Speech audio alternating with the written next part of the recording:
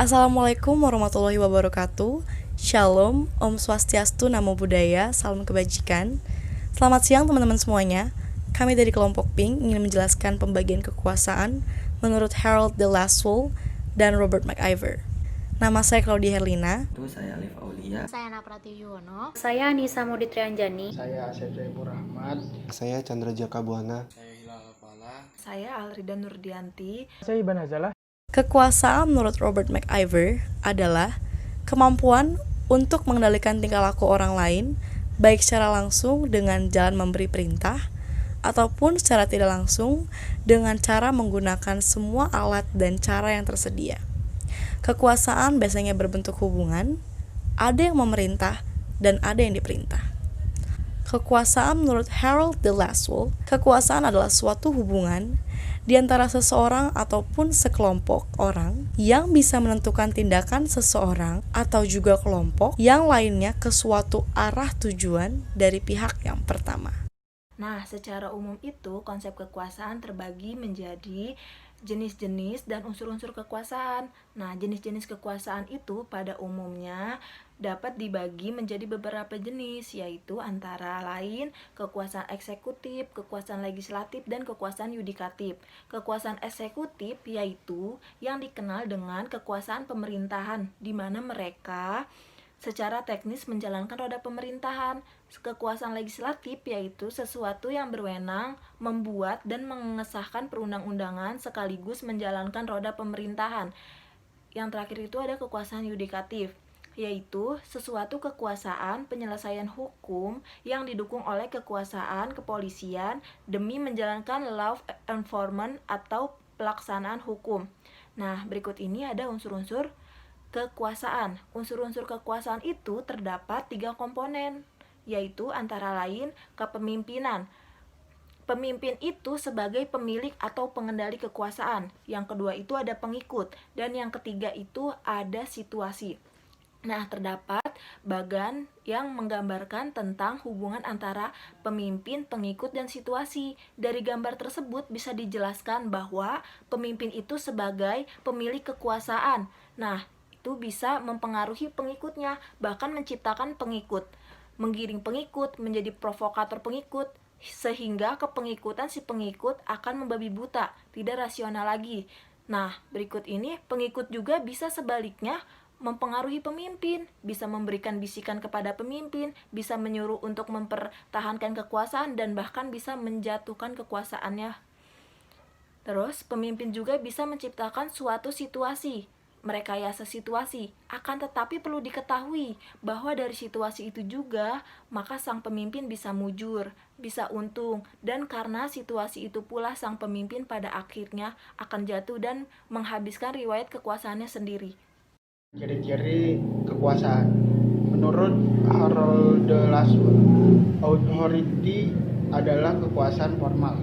Jadi yang mempunyai wewenang authority berhak mengeluarkan perintah dan membuat peraturan-peraturan serta berhak mengharapkan kepatuhan terhadap peraturannya dan juga berhak mengharapkan wewenang tersebut dapat dipatuhi.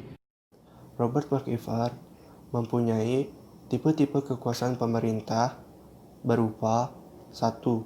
Tipe kasta. Tipe kasta adalah sistem pelapisan kekuasaan dengan garis pemisah yang tegas dan kaku, di mana hampir tidak terjadi mobilitas vertikal antar lapisan.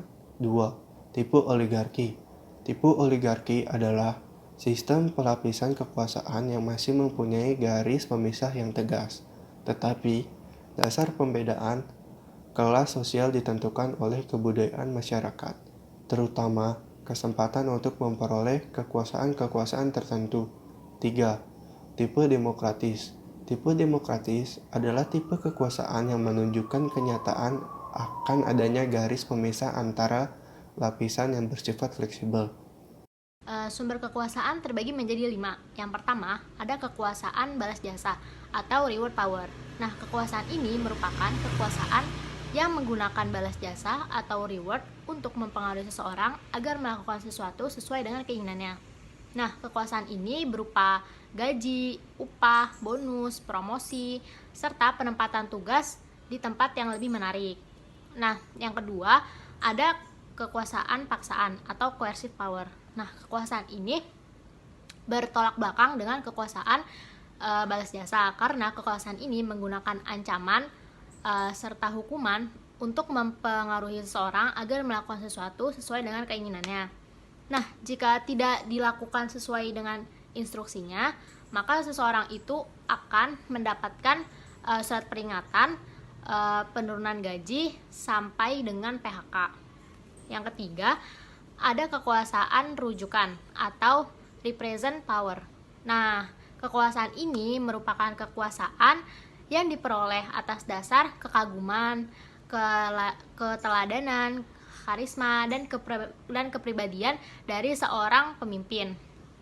Contohnya, si A yang memimpin banyak orang karena kepribadiannya dan karismanya. Yang keempat, kekuasaan sah atau bisa disebut juga dengan legitimate power. Kekuasaan ini berasal dari posisi resmi yang dijabat oleh seseorang baik dalam suatu organisasi, birokrasi, ataupun pemerintahan. Kekuasaan sah adalah kekuasaan yang diperoleh dari konsekuensi hierarki dalam organisasi. Seseorang yang menduduki posisi itu memiliki hak dan wewenang untuk memberikan perintah dan instruksi kepada bawahannya, dan bawahannya berkewajiban untuk menjalankan instruksi yang telah diberikan. Yang kelima, kekuasaan keahlian atau bisa juga disebut expert power. Kekuasaan keahlian ini muncul karena adanya keahlian ataupun keterampilan yang dimiliki oleh seseorang. Individu-individu yang memiliki keterampilan atau keahlian tersebut biasanya dipercayai oleh manajernya untuk membimbing karyawan lainnya dengan benar. Saya akan menjelaskan tentang bentuk kekuasaan menurut Robert McIver. Menurutnya, kekuasaan biasanya berbentuk hubungan atau relationship, dalam arti bahwa ada yang diberi perintah dan ada yang memberi perintah. Tidak ada persamaan martabat, selalu ada yang lebih tinggi dari pihak yang lain, dan selalu ada unsur paksaan dalam hubungan kekuasaan. McIver mengemukakan bahwa kekuasaan dalam satu masyarakat berbentuk piramida. Ini terjadi karena kenyataan kekuasaan yang satu membuktikan dirinya lebih unggul dan yang satu itu membuktikan bahwa lebih kuat dengan jalan mensubordinasikan kekuasaan lainnya. Faktor yang menyebabkan seseorang berkuasa, yaitu ada 4 yang ada di samping saya itu ya. Yang pertama, position power. Position power adalah kekuasaan yang melekat pada posisi seseorang dalam sebuah organisasi. Yang kedua, personal power. Personal power adalah kekuasaan yang berada pada pribadi orang tersebut sebagai hubungan sosialnya. Terus yang ketiga, powerful authors, meyakini peristiwa yang dialami dalam kehidupan, keberhasilan atau kegagalan disebabkan pihak luar dirinya. Yang keempat, yang terakhir itu manifestasi. Termanifestasi dengan usaha yang aktif untuk mencapai tujuan dan bertanggung jawab terhadap kegagalannya. Ini yang keempat ini ya. Dampak positif dari kekuasaan. Kekuasaan menjadi hal baik jika yang berkuasa menjalankan wewenangnya dengan benar. Melalui kekuasaan yang dimiliki, seorang pemimpin dapat menciptakan pengaruh bagi pribadi-pribadi yang dipimpinnya.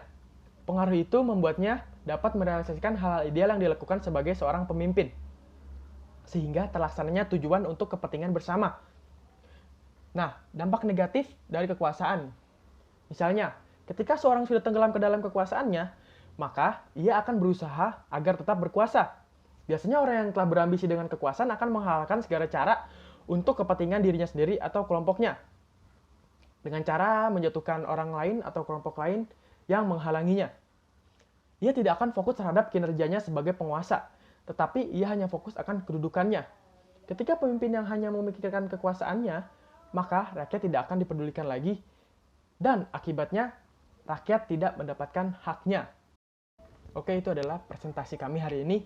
Bila ada kurangnya, mohon maaf. Wassalamualaikum warahmatullahi wabarakatuh.